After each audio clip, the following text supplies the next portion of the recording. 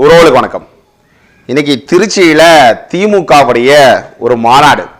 உங்கள் எல்லோருக்குமே தெரியும், இது மாநாடுன்னு சொல்ல முடியாது, மானகட்ட ஒரு கூட்டம் அப்படி தான் சொல்ல முடியும். ஏன்னா கூட்டத்தில் சேர்ந்தவங்களை குறை சொல்வதை விட கூட்டத்தை நடத்துகிறவங்கள தான் நம்ம சொல்ல முடியும். ஏன்னா இங்கே எப்படின்னா, இங்கே இருக்கக்கூடிய ஒரு அமைப்பு எப்படி இருக்குது அப்படின்னா, ஆளுங்கட்சியாக இருக்கிறதுனால நான் தான் எல்லாம், எனக்கு தான் எல்லாம் அப்படின்னு நல்லா சொல்லுவாங்க. ஏன் நம்ம இப்போ குறை சொல்லணும்னா, திருச்சியில் இருக்கக்கூடிய பேருந்து முழுக்க அதில் ஒரு 100% அரசு பேருந்து இருக்குது அப்படின்னா 80% பேருந்து மக்களுக்காக, மக்களோட பயன்பாட்டில் இல்லை. யார்கிட்ட பயன்பாட்டில் இருக்குன்னா திமுகவுடைய மாநாட்டுக்கு பயன்பாட்டில் இருக்குது. 20% பேருந்தை மட்டும் தான் கொடுத்து இங்கே மக்களோட பயன்பாட்டில் வச்சுருக்காங்க இன்றைய தினத்தில். ஏன்னா குறிப்பாக எடுத்துக்கிறோன்னா, இந்த திருச்சி அந்த சத்திரம் பேருந்து நிலையத்தில் துவாகுடி மார்க்கமாக செல்லக்கூடிய அந்த அரசு பேருந்துகளில் 47 பேருந்து ஓடுது. அரசு பேருந்து அந்த 47 பேருந்தில் கிட்டத்தட்ட 47, அந்த 47ல் 20 மட்டும்தான் இன்னைக்கு ஓடிட்டு இருக்கு. மீதி 27 எங்கே மேய போயிருக்கு அப்படின்னா திமுகவுடைய மாநாட்டில் மேய போயிருக்கு. அப்போ இவர்களுடைய நோக்கம் என்ன?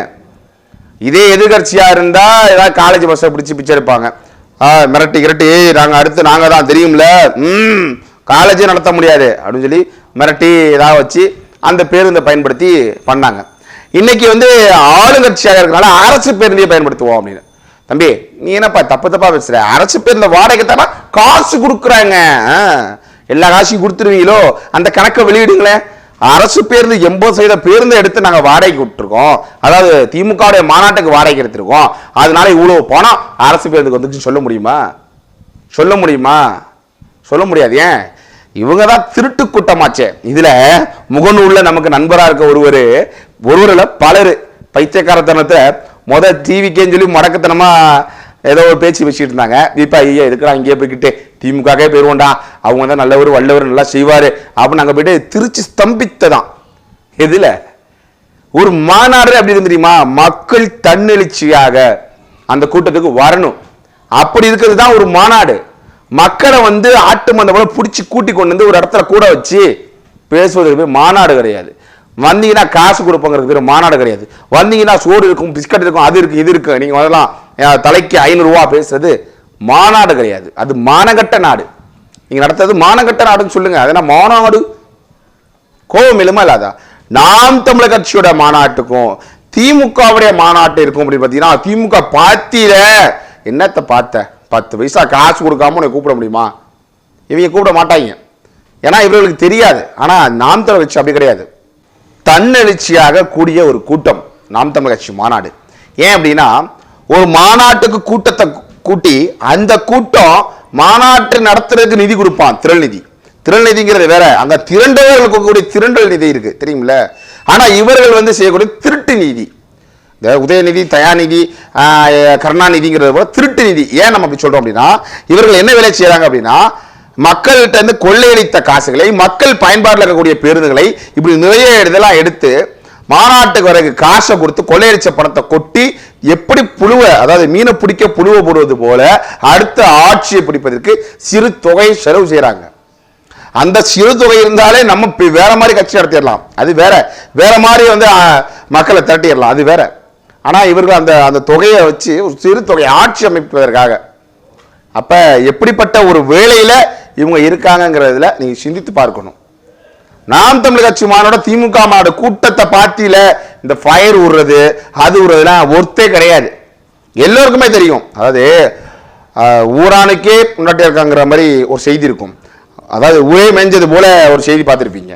ஆனா பேசக்கூடிய வார்த்தைகள் பார்த்தீங்கன்னா, நான் பத்தினி, நான் எரிய வச்சா வாழை பத்தி எரியும் அப்படின்னு செருப்பை கட்டி அடிக்க தான் தோணும். திருட்டுத்தனமாக செய்யக்கூடிய வேலை. ஏதாவது ஒரு அளவு இருக்கா? ஒரு அளவு நாம் தமிழர் கட்சியோட மாநாட்டை ஒப்பிட்டு பார்க்க முடியுமா? முடியாது.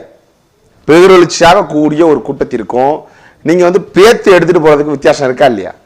இன்னைக்கு இவங்க பேசுவாங்க, யாரே இந்த பெயிண்டர்மா ராஜீவ் காந்தி, அங்க போய் இந்த ஓசி சோறு வீரமணி, இந்த பெரியார் குரூப், இவங்க எல்லாம் பார்த்தீங்க அப்படின்னா ஒரு கேவலமான ஒரு வேலையை செய்வாங்க, தொடர்ச்சியா செய்வாங்க. இப்ப நீங்க பாத்தியில திரண்டது உருண்டது கரை புரண்டது அப்படிமானுங்க, ஒன்னத்துக்கும் வேலை இல்லையா?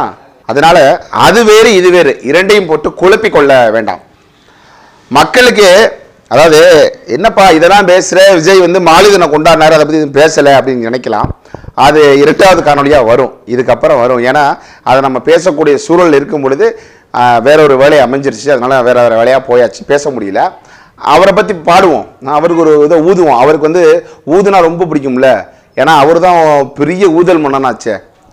அவருக்கு அப்புறம் இடையில ஏதோ அழிவிலாம் போச்சு அப்படிங்கிற மாதிரிலாம் படித்தோம். சரி, அதை அப்புறம் வருவோம், பேசுவோம், 2வது காணொலியில் பேசுவோம். இப்போ இதில் என்னென்னா, திருட்டுத்தனமாக மக்களுடைய பணத்தை எடுத்து மக்களுக்கே கொடுக்குறாங்க. ஏற்கனவே கடனில் இருக்குது, இன்னமே அள்ளித்தரேன் அப்படின்னா எப்படி? திமுக ஆட்சி செய்வதற்கு முன்னாடி கடன் எவ்வளவு இருக்கு, திமுக ஆட்சி அமைச்ச பிறகு கடன் எவ்வளவு இருக்கு, திரும்பவும் தொடரட்டும், விடியட்டும், முடியட்டும் அப்படின்னா தமிழ்நாடு முடியட்டும் அப்படிங்கிறதான நம்மளுடைய நோக்கமா இருக்கும். அதனால மக்களாகிய நீங்க சிந்தித்து செயல்படணும், ஒரு வழியே கிடையாது.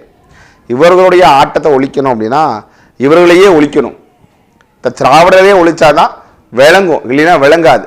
வளமிகு தமிழ்நாடு விளங்காத தமிழ்நாடா எந்த இடத்துல மாறிச்சு அப்படின்னா, நம்ம எல்லாரும் அயலானை கொண்டு இங்கே ஆட்சியாக வந்தோம்ல, அப்போதுதான் அப்படி நடந்துச்சு. நிறைய போகுது, பேருந்தா போகுது, அந்த காணொலியை தான் நீங்கள் பார்ப்பீங்க, நிறைய போயிட்டு இருக்கு. எல்லா பேருந்தும் யாரோட காசு, யாரோட காசு என்ன இவங்களுக்கு எழுதி விட்டுருக்கா? ஏதோ ஒரு இப்போ என் ஊரில் திருவிழா, என் ஊரில் கல்யாணம் அப்படின்னா நான் போய் ஒரு வண்டியை வந்து பேருந்தில் இது மாதிரி வந்து இத்தனை பேர் வருவாங்க, நீங்கள் இறக்கி விட்டா போதும், திரும்ப நீங்கள் வந்துடலாம் அப்படின்னு நம்ம சொல்லலாம். இவங்க எப்படி தெரியுமில்ல, வண்டியை புக் பண்ணி அப்படியே எல்லா வண்டியுமே அப்போ வந்து இது பண்ணும். எப்படின்னா இன்னும் எளிதாக சொல்லணும் அப்படின்னா, இப்போ நான் கேட்குறேன், இப்போ நாம் தமிழ் கட்சி மாநாடே இருக்குது, எங்களுக்கு வந்து 10 அரசு பேருந்து வேணும், நீங்கள் கொடுக்க முடியுமா? கொடுத்துருவாங்களா? மக்களுங்க, மக்களுக்கு இருக்கும், உங்களுக்கு கொடுத்துட்டா என்ன பண்ண முடியும்? இது தனிப்பட்ட கட்சிக்காக கொடுக்க முடியாது அப்படின்னு. அப்போ திமுக என்ன சொல், திமுக ரெஜிஸ்டர் பண்ணதா? அரசு, அரசு இதா? திமுகங்கிறதே அரசு இதா? ஒரு கட்சி தானே, 5 வருஷம் தானே பவரு, அதுக்கப்புறம் யாருன்னா வரலாம்ல. அப்போ எப்படி நீங்கள் தூக்கி கொடுக்குறீங்க அந்த 5 வருஷத்துக்காக? ஆட்சியில் இருந்தால் நீங்கள் என்ன வேணால் பண்ணிக்குவீங்க, அப்படி தானே? ஆட்சி அதிகாரத்தில் இருக்கோம், என்ன வேணால் செய்யலாம் அப்படின்னு. அயோக்கியத்தனம். இன்றைக்கெல்லாம் பேருந்தில் ஏறி வர முடியலை, ஒரு நடத்துனர் புலம்புறாரு, அவர் பேசவே முடியல. நான் இன்னைக்கு நம்மளோட இருசக்கர வாகனத்தை வந்து பழுது பார்க்க விட்டுட்டு சரி பேருந்தில் போயிடலான்ட்டு ஏறும் பொழுது அவர்கிட்ட கேட்குறேன் என்னண்ணே இன்னைக்கு இவ்வளோ கூட்டமாக இருக்குது அப்படின்னு. தம்பி, நீங்கள் இந்த ஊரில் இருக்கீங்களா இல்லையா, உங்களுக்கு நடைமுறை தெரியுமா தெரியாதா, அது என்ன நடக்குதுன்னு தெரியாது அந்த உலகத்தில், என்ன இப்படி இருக்கீங்க அப்படின்னாரு. என்னடா அது நடைமுறை தெரியலங்கிறாரு, எதுவும் தெரியலன்ட்டு ஏன்னா என்னென்ன ஆச்சு அப்படிங்கிறேன். அயோக்கிய பயில்வ என்ன சொல்கிறது, இப்போ வந்து 5 வருஷம் கழட்டிட்டாரு, இப்போ கழட்ட போகிறாரு. 47 வண்டி ஓடும்பா, 47 வண்டி, 20 வண்டி தான், கத்தி கத்தி தொண்டையே போயிருச்சு அப்படின்னு பேச முடியாமல் பேசுகிறாரு அவர். அவர் உண்மையான அவருடைய வழியை சொல்கிறாரு. அப்போ இதெல்லாம் என்ன வேணா பண்ணுவீங்க. அப்போ இதே மாதிரி அடுத்தது கேட்டாலும் நீங்கள் கொடுத்துடுவீங்க. அயோக்கியத்தனம் பார்த்துக்கங்க, ஆட்சிங்கிற அதிகாரத்தை அப்படியே அயோக்கியத்தனம். இப்போ எப்படின்னா விஜயோட மாநாட்டு அந்த கூட்டத்துக்கு போய் அடிபட்டவருக்கு பார்க்க போகிறாரு யார், அன்பில் மகேஷ். எங்கள் அண்ணன் இருமோகம் கூட பதிவு பண்ணியிருந்தார். ஆனால் இதே வந்து நாங்குநெறியில் போய் அடிபட்டவங்க, வெட்டு குத்து வாங்கினவங்கலாம் போய் பார்க்க மாட்டாங்க. ஏன்? சாதி ஓட்டு விழுவாது, பிரிஞ்சிரும். இதெல்லாம் என்ன ஒரு கேவலமான அரசியல் இல்லை?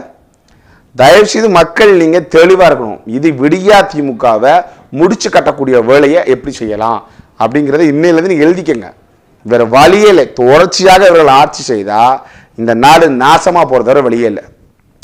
நம்ம உலக மத்தியில் நிறைய காணொலி போடுறதுங்கிறதுல ஒரு நோக்கத்தில் எப்படின்னா, உலக மத்தியில் இந்த போர் நடந்துட்டு இருக்கு, இந்த ஈரானுடைய அமெரிக்க இஸ்ரேலுடைய கூட்டு செயல் நடக்கக்கூடிய போரை பற்றிலாம் பேசணும் அப்படி நினைக்கும் போது தான் அந்த போர் கூட வெளிப்படையாக அறிவித்து சில வேலையை செய்து சில எப்படின்னா வீர மரணம் அப்புறம் சதி மரணம்லாம் நடக்குது. ஆனால் இங்கே ஒரு சாதிய மரணம், ஒரு எப்படி சொல்கிறது, ஒரு மறைமுக மரணம், சதியோட ஒரு எப்படி சொல்கிறாங்க தெரியவே தெரியாது, தண்ணிக்குள்ளேருந்து இதை விட்டதை தெரியாதுங்கிறது போல் நினச்சிட்டு இருக்காங்க. ஏன்னா எல்லாத்துக்குமே தெரியும். அப்படி நடத்தக்கூடிய வேலைகளை இந்த தமிழ்நாட்டில் நடந்துட்டு இருக்கு. என்னன்னு கேட்குறீங்களா? இவர்கள் மத்தியில் போராடி பேச வேண்டியது நிறைய இருக்கும் பொழுது அதை எங்கடா பேசுகிறதுக்கு நேரம் கிடைக்கல, அதான் உண்மை. அதை பற்றி பேசுங்கும் போது இங்கே ஒரு இது ஓடிட்டு இருக்கு அப்படியே மறைமுகமாக. இதை தொடர்ச்சியாக நடந்தால் என்ன நடக்குங்கிறத பாருங்கள். மக்களுக்கு இலவசத்தை அள்ளி கொடுப்பேன் என்ன வாக்குறுதிலாம் பார்க்கல. இந்த காணொலி எடுக்கும்போது வண்டிகள் போனதை பற்றி நம்ம தான் பேசுகிறோம். நான் வெளியிட்ட பிறகு என்னென்ன பேசுகிறாங்க, என்னென்ன கோக்குமாக்குத்தனங்கிறதெல்லாம் நம்ம பேச போகிறோம், அது வேற. அதாவது ஒரு பேருந்து இது விடயத்திலே இவ்வளோ பெரிய ஊழல்கள் நடக்குது அப்படின்னா மக்களிடத்தில் எவ்வளோ பெரிய ஊழல்கள் நடக்குங்கிறத ஏன் யோசிக்க மாட்டேங்க? தயவுசெய்து யோசிச்சு பாருங்கள். ஒரு வழியே கிடையாது. இந்த நாடு நாசமாக போயிட்டு இருக்கிறத நம்ம சரி செய்யணும் அப்படின்னா உங்களுக்கு பிடிச்சாலும் பிடிக்காவிட்டாலும் நீங்கள் செய்யக்கூடிய வேலை ஒன்றே ஒன்று தான். என்னென்னா, சீமானுடைய முகமாகவே இருக்கக்கூடிய விவசாய சின்னத்தில் வாக்கு செலுத்தினாதான் இந்த நாடு வளரும், வாழும், மூச்சு விட முடியும். அதை கருத்தில் கொண்டுட்டு செயல்படுங்கிற நம்பிக்கையில் அந்த காணொலியை நிறைவு செய்வோம். நன்றி.